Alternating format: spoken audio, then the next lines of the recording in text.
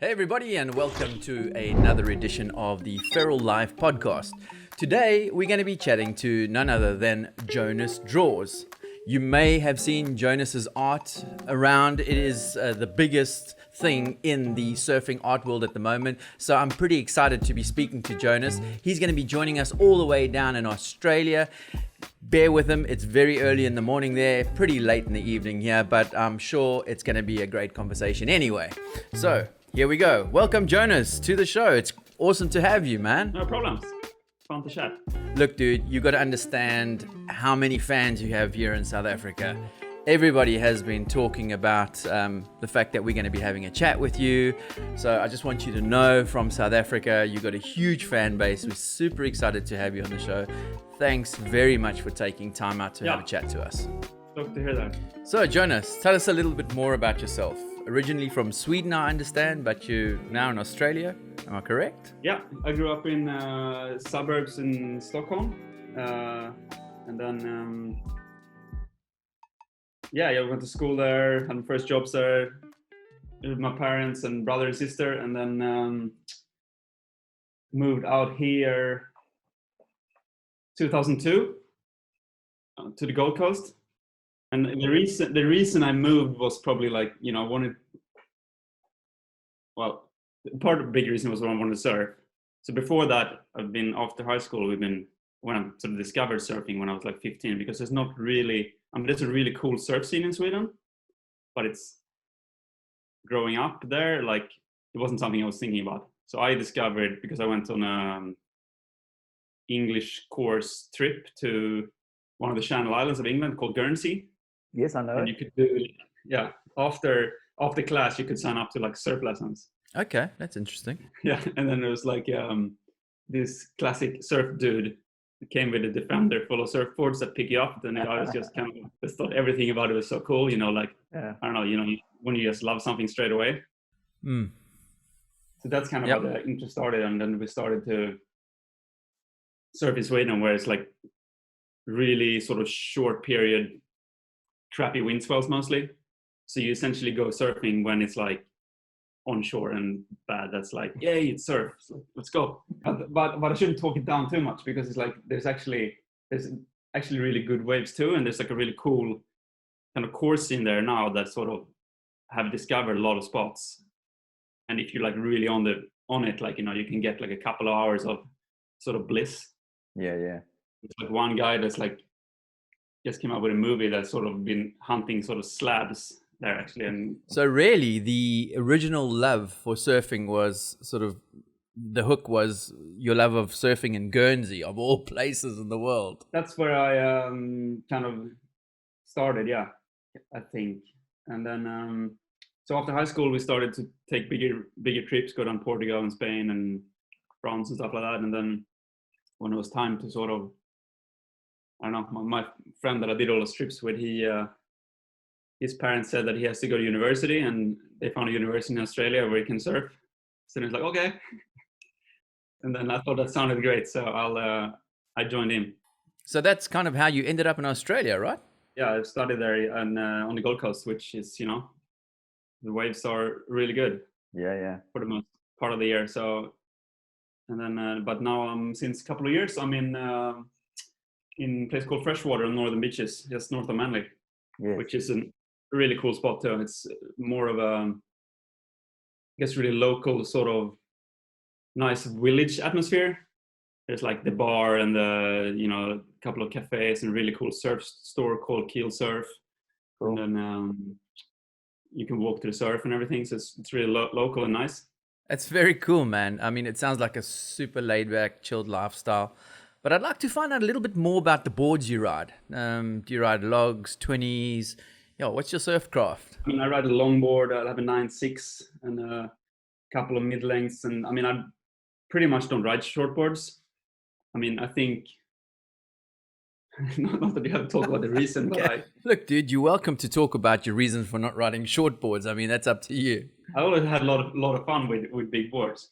If you go on a sort of like a good example would be if you're in Waikiki and it's like, you can rent like a really big weird board. Yeah. I always had super fun when I did stuff like that. It's like, oh man, this is so fun.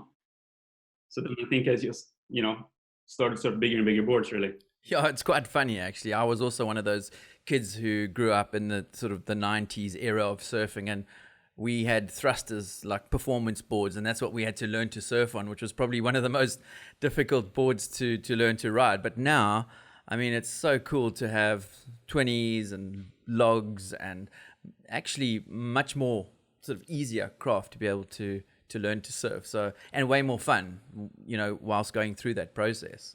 Yeah, I mean, I think the fun element to surfing definitely translates into your art. I mean, your characters are playful, positive, very emotive. And, I've always said surfing is about having fun and coming back with a smile on your dial. And I definitely think that's what your art does to us. It just puts a smile on our face. Yeah. Yeah, I guess the board you have the most fun on is the board you should pick, I guess. But I mean, I really, I don't really surf big waves, but if it gets a little bit bigger and stuff, like, I enjoy getting on a smaller board for sure. Yeah. Around here, it's a lot of times, like when it gets sort of bigger and good, it's like extremely crowded. So then I'm kind of like really seeking out the sort of more clean, smaller days. And then you almost need more foam. I mean, the Northern Beaches is a really cool stretch of coast just north of Sydney, where it's probably, I don't know how many are there, must be like maybe 10 to 15 little beaches with headlands in between. And so it's mostly beach breaks, but there's also a couple of sort of reefy point breaks, and there are a couple of reefs on those headlands, and some are really good, some are like really average. So you can a lot of times you can sort of go and get away from the crowd and surf a wave that's not so good, but it's like nice, clean on a sunny day. So it's you get what you want out of it. If you want to get sort of longer, I guess, East Coast Australia point breaks that the East Coast is famous for, you have to sort of drive north or south quite a bit. Yeah. But if you take the car and drive like 2 to 5 hours, it's north or south. It's just Cool, man. So it sounds like you've ended up in the perfect place. You got good waves, chilled out neighborhood, good vibes all around, surf shop just down the road from you. That's epic, man. I really love where I live, for sure. So Jonas, do you mind if we chat about the characters in your art? I mean, the moose is like synonymous throughout your art, and having spent some time in Scandinavia myself, it resonates with me. It's a beautiful creature, and everyone knows you well for the moose. He's everywhere. But you've got other characters. You've got a beaver, a badger, a sloth, some giraffes, even some zebras. I mean, those are more African animals, but they're all cool. Tell us about them. I think a lot of it, I started drawing animals. I worked with a Swedish surf brand. It's called Nord, which means north. Yep. I don't know, maybe like 20 years ago. And then I sort of started to draw a bear with a surfboard. Okay. And I kind of really enjoyed it. And it's like, oh, this is really cool. Like how you can sort of, I don't know, draw animals. I'm not saying this is a unique thing, but doing like human things, and sort of like, you don't really have to care about what they actually look like. Yeah. And then, so I guess stuck with that because I enjoyed it. And then the moose, I think I kind of started doing it because when I started doing more landscapey stuff with watercolors for a couple of years ago, I wanted to do like a big landscape, where like the sky and the ocean was the main part, and then like little silhouette surfer, and then the moose is kind of perfect because it's like you can draw the horns. It's not called horns. Yes, you're right. They are called horns. You can draw the horns, and make this tiny little thing, and it's still like, okay, you can see it's moose. But if you would do that with whatever, that's a cat, or it's like hard, it just looks like a little blob, or it could be whatever.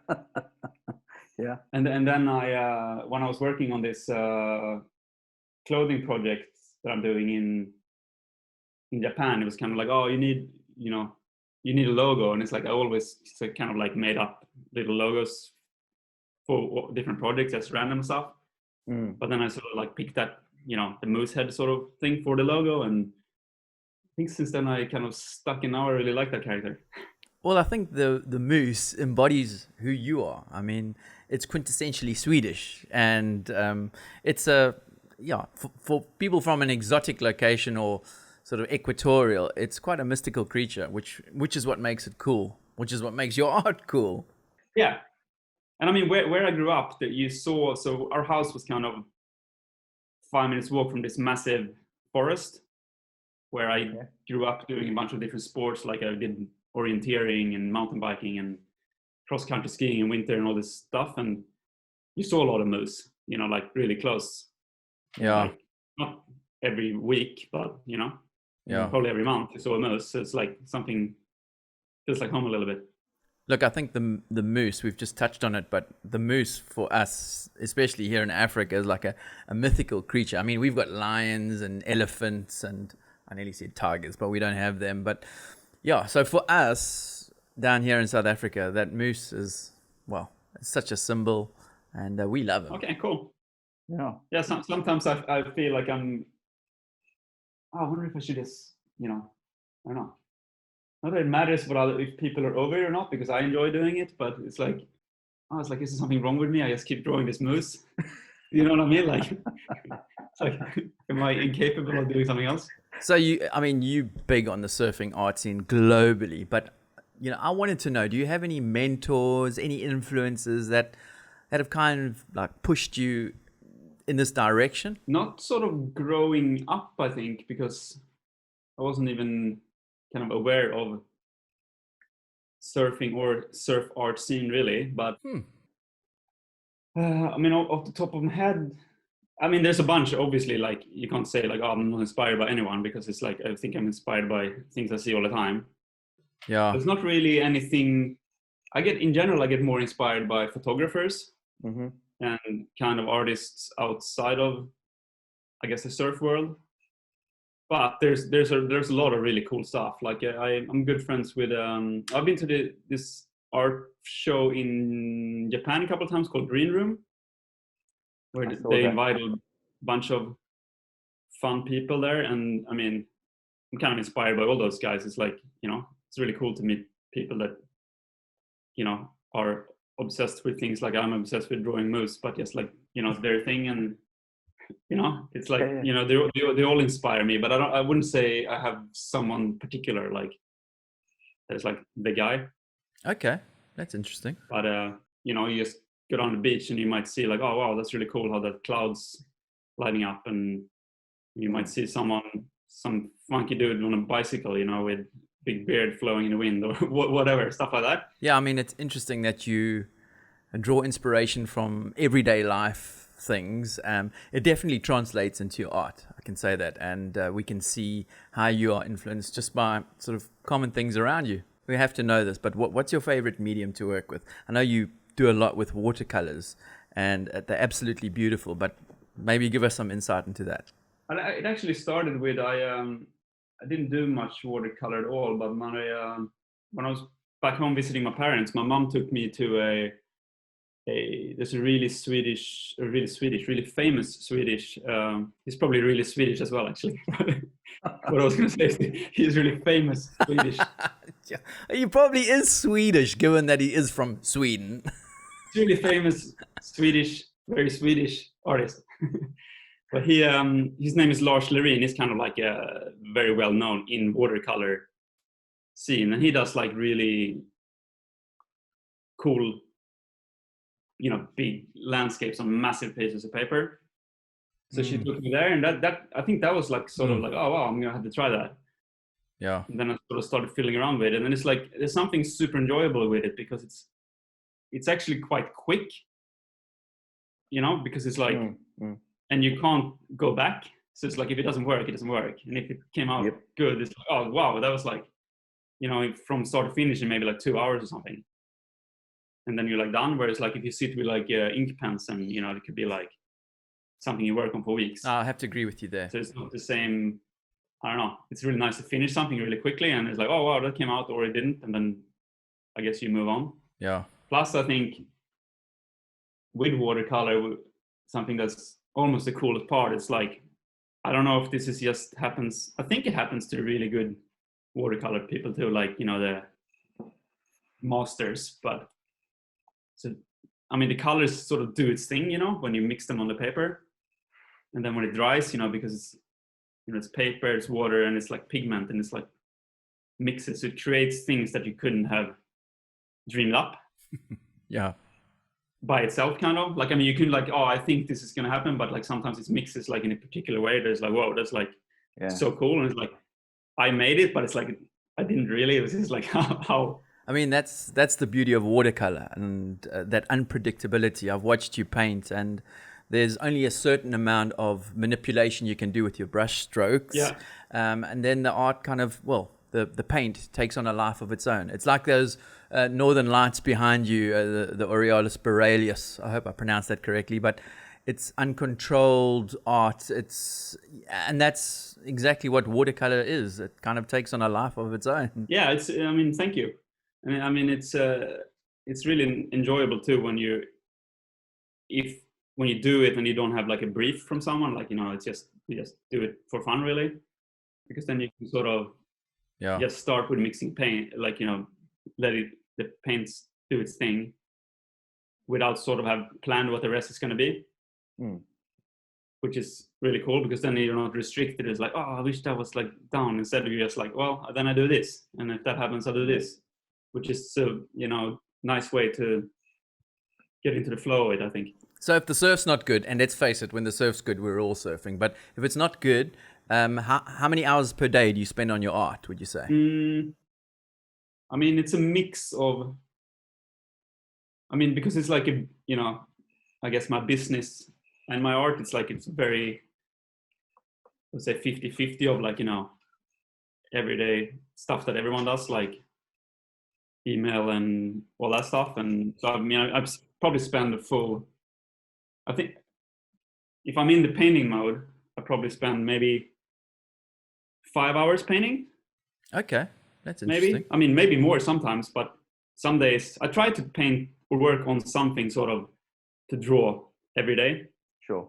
And sometimes it's tricky because you're like, I don't know, caught up with a bunch of other work stuff, But that's my sort of goal, to do a little bit every day, because I feel like it's a good way of sort of moving forward. And you like, if you, take a year and you like, oh, drew something every day, it's like surely gonna have gotten somewhere in a year.